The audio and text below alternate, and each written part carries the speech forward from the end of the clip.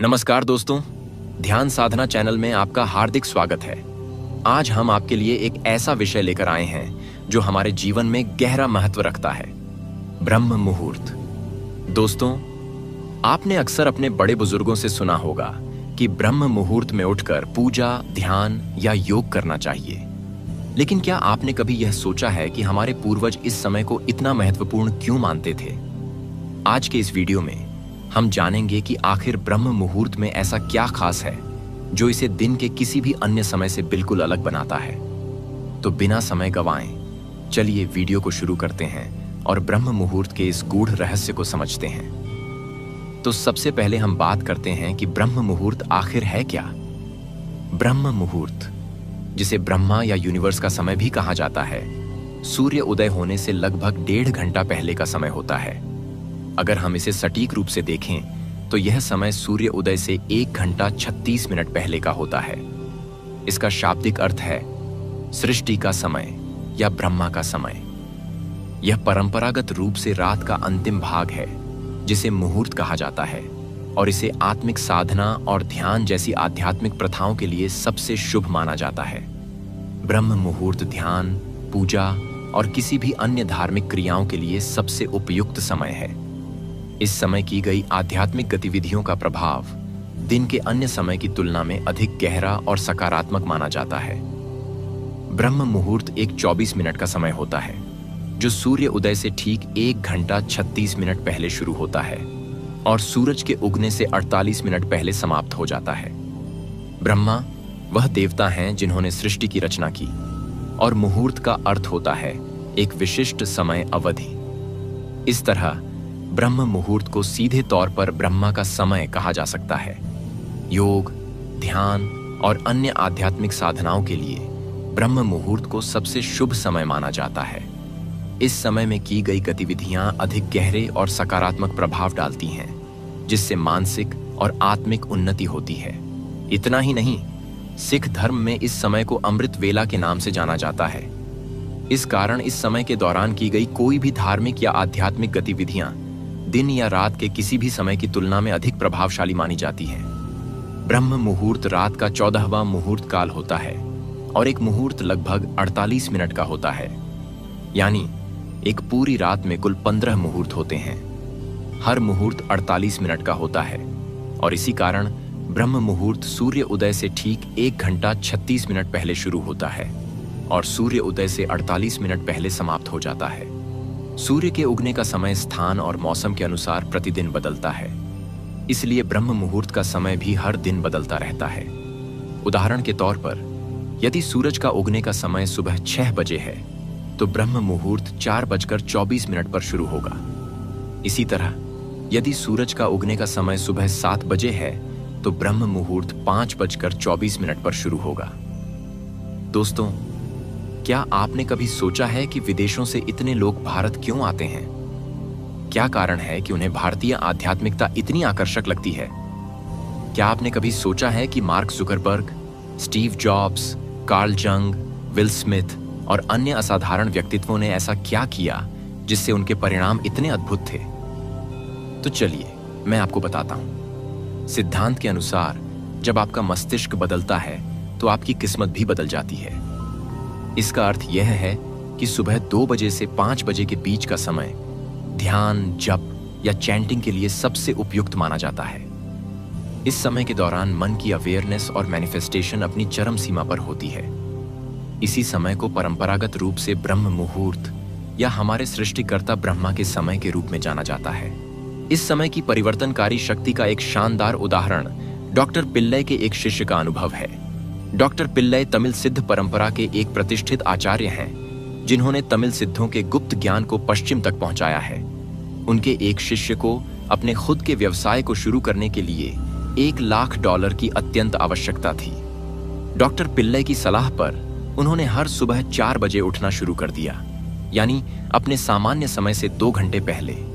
सुबह उठकर वह डॉक्टर पिल्लई द्वारा दिए गए मंत्र का जाप करने लगे। वे हर दिन इस मंत्र का 2 घंटे तक जाप करते और फिर अपने काम पर चले जाते थे। उन्होंने इसे नियमित रूप से किया और कभी हार नहीं मानी, जब तक कि उन्हें वह राशि नहीं मिल गई जिसकी उन्हें जरूरत थी। यह राशि एक अप्रत्याशित परिस्थिति में उनके पास आई, जो उनके मजबूत मैनिफेस्टेशन की शक्ति को दर्शाता है।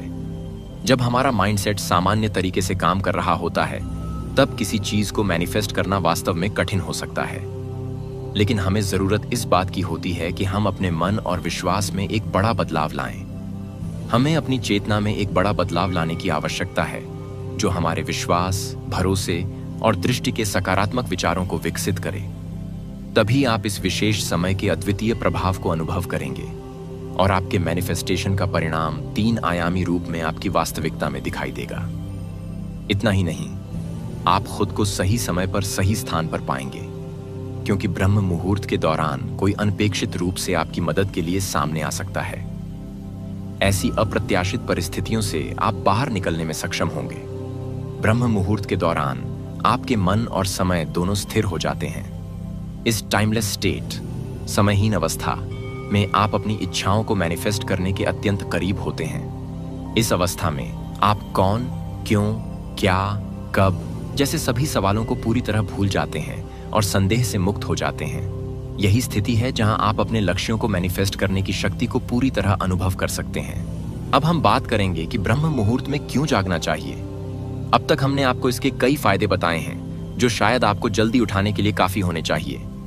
लेकिन अगर अभी भी आपको पूरी तरह से समझ नहीं आया, तो अब हम आपको एक तर्क संगत व्याख्या देंगे कि ब्रह्म मुहूर्त के दौरान जागना क्यों महत्वपूर्ण है।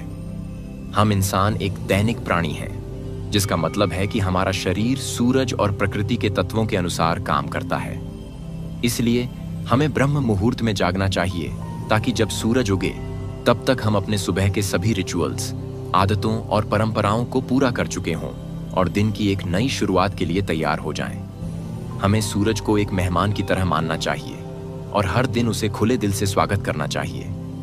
इसके अलावा कई लोगों का मानना है कि जो लोग सूरज उगने के बाद सोते हैं, उन्हें सूर्य देवता का श्राप यानी आर्ण प्राप्त होता है, जबकि जो लोग सूरज के उगने से पहले जाग जाते हैं, उन्हें सूर्य देवता का आशीर्वाद प्राप्त होता है।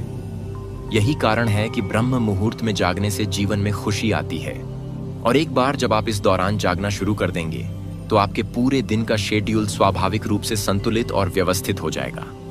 अब आगे बात करते हैं कि ब्रह्म मुहूर्त में जागना क्यों महत्वपूर्ण है। आयुर्वेद के अनुसार इंसान के शरीर में 3 दोष होते हैं: वात, हवा, पित्त, आग और पानी, और कफ, पृथ्वी और पानी। इन तीनों दोषों का प्रभाव हमारे शरीर पर समय के अनुसार बदलता रहता है, जो आयुर्वेद में काल चक्र से जुड़ा हुआ है। सूर्य के उगने से लेकर सुबह 10 बजे तक का समय कफ का समय माना जाता है। इसी तरह सुबह 10 बजे से दोपहर 2 बजे तक का समय पित्त का समय होता है, और दोपहर 2 बजे से शाम 6 बजे तक का समय वात का समय होता है। इसी पैटर्न को शाम और रात में भी दोहराया जाता है। शाम 6 बजे से रात 10 बजे तक का समय कफ का समय होता है, रात 10 बजे से 2 बजे तक का समय पित्त का समय होता है, और फिर 2 बजे से सुबह 6 बजे तक का समय वात का समय होता है। ब्रह्म मुहूर्त का समय सुबह के वात काल के दौरान आता है, और यही वह समय होता है जब हमारा शरीर और मन एक अद्वितीय ऊर्जा और शांति का अनुभव कर सकते हैं। इस समय में जागने से शरीर का वात दोष संतुलित होता है, जिससे हमारी मानसिक और शारीरिक ऊर्जा बढ़ती है, और ध्यान, प्राणायाम, योग और अन्य आध्यात्मिक अभ्यासों के लिए आदर्श वातावरण बनता है। यानी कि सुबह 2 बजे से 6 बजे के बीच का समय, विशेषकर सूर्योदय से 1.5 घंटे पहले का वक्त, योग और ध्यान के लिए सबसे आदर्श माना गया है। इस समय मन स्वाभाविक रूप से स्थिर होता है, जिससे गहरे ध्यान की स्थिति में पहुंचना आसान हो जाता है। अब हम उन 6 गतिविधियों के बारे में चर्चा करेंगे, जिन्हें ब्रह्म मुहूर्त में करने से जीवन में सकारात्मक बदलाव आ सकते हैं। हमारे बड़े बुजुर्गों का मानना है कि ब्रह्म मुहूर्त में कुछ विशेष गतिविधियां इंसान को आत्म साक्षात्कार और आंतरिक समझ विकसित करने में मदद करती हैं। प्राचीन ग्रंथों जैसे धर्मशास्त्र और अष्टांग हृदय में भी इसका उल्लेख मिलता है, और गुरुदेव श्री श्री रविशंकर जी भी सुबह उठते ही कुछ गतिविधियां करने की सलाह देते हैं, ताकि दिन की शुरुआत सकारात्मकता के साथ हो सके। तो आइए उन 6 गतिविधियों पर चर्चा करते हैं, जिन्हें ब्रह्म मुहूर्त में करने से आपकी जीवन शैली और दृष्टिकोण में उल्लेखनीय परिवर्तन आ सकते हैं। 1. मेडिटेशन। यह आत्म साक्षात्कार का सबसे अच्छा तरीका है। जब पूरी दुनिया सो रही होती है, तब ध्यान करने का समय सबसे उपयुक्त होता है। यह मन को स्थिरता और शांति देता है, जिससे मनुष्य स्वयं से जुड़ पाता है। ब्रह्म मुहूर्त का समय गहरे ध्यान के लिए आदर्श माना जाता है। इस समय में मन स्वाभाविक रूप से शांत होता है, जो आपको अपने भीतर की यात्रा पर ले जा सकता है।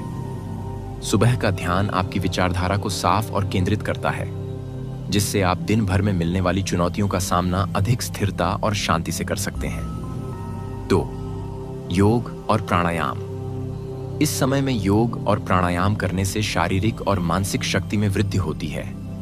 प्राणायाम, सांस लेने के अभ्यास से न केवल फेफड़े स्वस्थ रहते हैं, बल्कि शरीर में ऑक्सीजन का स्तर भी बढ़ता है, जो मस्तिष्क की कार्यक्षमता को बढ़ावा देता है। योग, खासकर सूर्य नमस्कार, सुबह की ऊर्जा का स्वागत करने का एक सुंदर तरीका है। तीसरे, विचारों और उद्देश्यों पर चिंतन। ब्रह्म मुहूर्त में उठकर अपने लक्ष्यों और विचारों पर चिंतन करें। यह समय आपको आत्मविश्लेषण और व्यक्तिगत विकास का अवसर प्रदान करता है।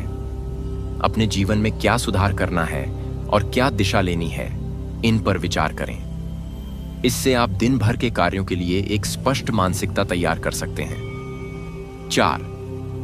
आध्यात्मिक पठन। इस समय में धार्मिक ग्रंथों जैसे भगवद गीता, उपनिषद या आपके विश्वास के अनुसार किसी प्रेरणादायक पुस्तक का अध्ययन करना लाभदायक होता है।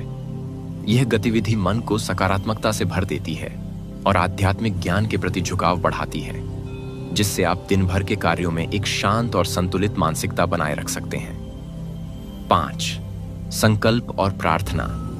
प्राचीन शास्त्रों के अनुसार ब्रह्म मुहूर्त में की गई प्रार्थनाओं का प्रभाव अत्यधिक शक्तिशाली होता है। इस समय आप अपनी आत्मा से जुड़े संकल्प ले सकते हैं या ईश्वर के प्रति कृतज्ञता प्रकट कर सकते हैं। प्रार्थना आपके भीतर शांति और संतोष का भाव लाती है, जिससे दिन भर के कार्यों में सकारात्मकता रहती है। 6. पानी पीना, उष्णपान। आयुर्वेद के अनुसार ब्रह्म मुहूर्त में जागते ही गुनगुना पानी पीना बहुत लाभकारी होता है। इसे उष्णपान कहते हैं। यह पेट की सफाई करता है और पाचन तंत्र को सक्रिय करता है। इस अभ्यास से शरीर के टॉक्सिन्स बाहर निकलते हैं, जिससे शरीर में ऊर्जा का स्तर बढ़ता है और दिन भर में स्फूर्ति बनी रहती है। ये 6 गतिविधियां न केवल आपको एक सकारात्मक शुरुआत देंगी, बल्कि आत्म साक्षात्कार और आंतरिक विकास में भी सहायक सिद्ध होंगी। यदि आप इन गतिविधियों को अपनी दिनचर्या में शामिल करेंगे, तो आपके दिन की गुणवत्ता और उत्पादकता में निश्चित रूप से सुधार आएगा। ब्रह्म मुहूर्त का सबसे बड़ा लाभ यह है कि इस समय की गई किसी भी मानसिक या आध्यात्मिक साधना का प्रभाव कई गुना बढ़ जाता है।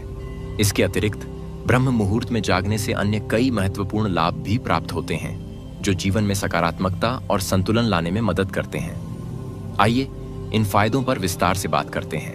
1. मानसिक शांति और स्पष्टता। ब्रह्म मुहूर्त में जागने से आपके दिमाग में एक विशेष प्रकार की स्पष्टता आती है। इस समय मन शांत और स्थिर रहता है, जिससे आप अपने विचारों को सही दिशा में व्यवस्थित कर पाते हैं। यह मानसिक स्पष्टता आपको जीवन में दिशा और निर्णय लेने में सहायता करती है। 2.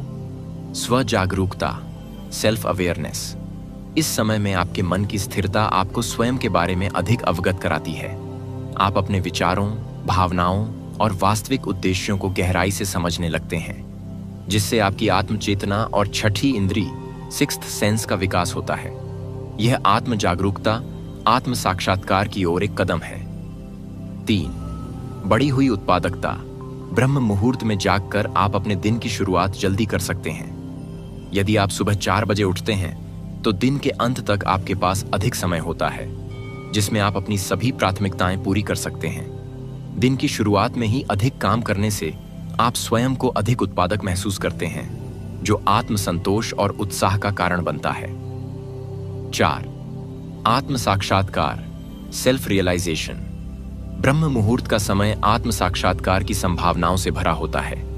इस समय में की गई साधनाएं जैसे ध्यान, प्रार्थना और चिंतन आपको अपनी आत्मा से जोड़ती हैं और आपको अपने जीवन के उद्देश्य को समझने में सहायता करती हैं। यह वह समय है जब आप बाहरी दुनिया से दूर होकर अपने वास्तविक स्वरूप का अनुभव कर सकते हैं। इन लाभों को अनुभव करने के लिए ब्रह्म मुहूर्त में जागना एक आदर्श आदत हो सकती है। यह न केवल आपकी मानसिक और शारीरिक सेहत के लिए महत्वपूर्ण है, बल्कि जीवन में एक नई सकारात्मकता और दृष्टिकोण भी लाता है। ब्रह्म मुहूर्त का समय अत्यंत शुभ माना गया है और इस समय ध्यान, योग या साधना का विशेष प्रभाव होता है। लेकिन इसके साथ ही कुछ सावधानियां भी बरतनी जरूरी हैं ताकि इस समय का सर्वोत्तम लाभ लिया जा सके। इस समय में खाने से परहेज करें, क्योंकि ऐसा करने से पाचन में समस्या आ सकती है और इसका शरीर पर विपरीत प्रभाव पड़ सकता है, जिससे बीमारियों की संभावना बढ़ती है। साथ ही ब्रह्म मुहूर्त में किसी भी गहन मानसिक कार्य को करने से भी बचें, क्योंकि यह मानसिक ऊर्जा को बाधित कर सकता है और इससे आयु घटने की मान्यता है। ब्रह्म मुहूर्त का समय सभी के लिए उपयुक्त नहीं होता। विशेषकर गर्भवती महिलाएं, छोटे बच्चे, बुजुर्ग और जो लोग किसी मानसिक या शारीरिक बीमारी से पीड़ित हैं, उन्हें इस समय न उठने की सलाह दी जाती है। साथ ही जो लोग रात का भोजन देर से करते हैं और पचा नहीं पाए हैं, उनके लिए भी इस समय जागने से बचना उचित होता है। ब्रह्म मुहूर्त में जागने के बाद कई लोग सोचते हैं कि क्या इसके बाद दोबारा सो सकते हैं। आदर्श सलाह यही है कि यदि आप जल्दी सोते हैं और ब्रह्म मुहूर्त में उठते हैं तो दिन में दोबारा सोने की आवश्यकता नहीं होगी। हालांकि यदि नियमित रूप से जल्दी उठना कठिन हो तो ध्यान और योग के बाद शवासन में कुछ देर आराम किया जा सकता है। इससे शरीर को पुनः ऊर्जा मिलती है और यह नींद आपके सामान्य रात की नींद से अलग होती है, जिससे आपके शरीर और मन को नई ऊर्जा प्राप्त होती है। नींद को लेकर आपको लग सकता है कि वो हमेशा एक जैसी होती है, लेकिन ब्रह्म मुहूर्त में जागने के बाद का अनुभव आपको अलग ही एहसास कराएगा। इस समय आप खुद को अधिक ऊर्जावान और ताजगी से भरपूर महसूस करेंगे, बिना किसी आलस्य या घबराहट के। हमें सूर्योदय तक जागते रहना चाहिए, क्योंकि ब्रह्म मुहूर्त में अधिकतर दुनिया सो रही होती है और वातावरण पूरी तरह शांत होता है। इस शांति में आप गहरी सांसें लेकर अपने तनाव को बाहर निकाल सकते हैं। कलियुग के इस समय में ब्रह्म मुहूर्त ऐसा समय है जो आपको सतयुग का अनुभव कराता है। यदि आप एक कलाकार हैं या किसी रचनात्मक कार्य से जुड़े हैं तो इस समय को जरूर अपनाएं, क्योंकि इस समय में आपकी रचनात्मकता अपने चरम पर होती है। आपको अपने भीतर क्रिएटिविटी का प्रवाह महसूस होगा। वीडियो के अंत में हम बस यही कहना चाहेंगे कि इस प्रैक्टिस को अपनाते समय अनरियलिस्टिक अपेक्षाएं न रखें। इसे एक स्पष्ट और खुला मन लेकर अपनाएं और आपको इसके परिणाम आपके सोच से कहीं अधिक बेहतर मिलेंगे। तो दोस्तों, अगर आप अपनी जिंदगी में बदलाव और सफलता चाहते हैं तो ब्रह्म मुहूर्त का लाभ उठाना शुरू करें। धन्यवाद दोस्तों, उम्मीद है कि यह वीडियो आपको पसंद आई होगी। हमारे चैनल ध्यान साधना को सब्सक्राइब और वीडियो को लाइक करना न भूलें। अगले वीडियो में फिर मिलेंगे, तब तक के लिए जय हिंद।